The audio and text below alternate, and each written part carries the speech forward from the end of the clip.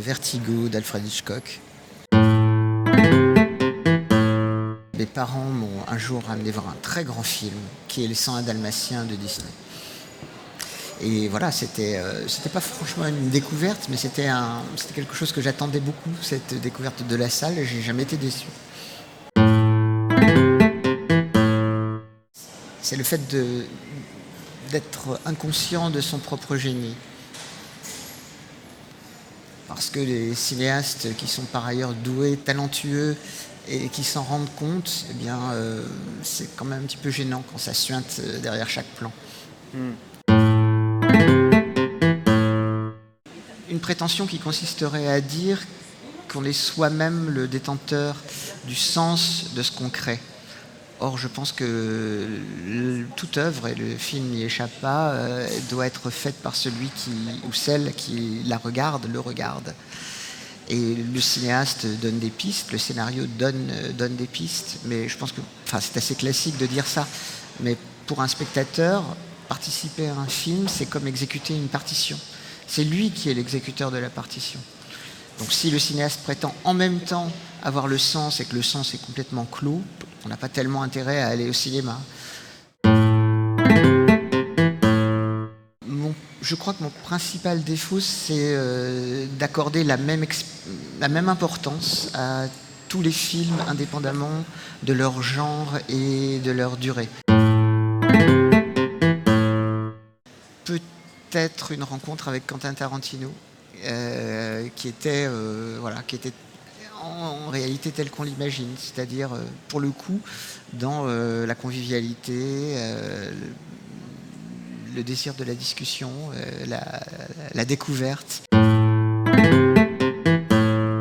Michel Gondry faisait une tournée de promotion de je ne sais plus quel film en Asie. Et il nous fallait un entretien pour un temps très limité. Et Michel Gondry accorde l'entretien par téléphone, qu'il accorde dans le taxi qui l'amenait sur son lieu d'interview là-bas. Ça se poursuit dans l'ascenseur, voilà. Et donc ça marche très bien. Et je réécoute l'enregistrement une heure après et je me rends compte que pour la première fois et seule fois de ma vie, l'enregistrement a complètement raté à cause des larcènes qu'il pouvait y avoir, puisque je captais le son à partir de mon téléphone. Oui. Donc c'était totalement inaudible. Je trouve toujours beaucoup de plaisir à regarder les clips du groupe ABBA qui étaient réalisés par Lasse Hallström. Alors ça me fait vraiment franchement marrer. Très classique, puisqu'on a parlé de Tarantino, il y a le fameux You Never Can Tell de Chuck Berry, qui est pour moi quelque chose qui est vraiment complètement associé au cinéma.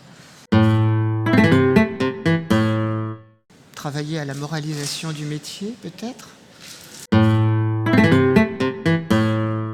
Je suis évidemment, compte tenu en plus de l'époque qu'on traverse, pour la redécouverte du cinéma en salle. Il y en a eu beaucoup parce que le cinéma est un moment de grand plaisir chaque année dans le paysage. Je ne dis pas ça par flatterie, mais c'est un des festivals les plus conviviaux. Un mot pour la fin, c'est que j'espère qu'il ne va pas y en avoir de fin, non pas pour cet entretien, mais par rapport au festival, par rapport à une normalité que j'espère on va retrouver maintenant.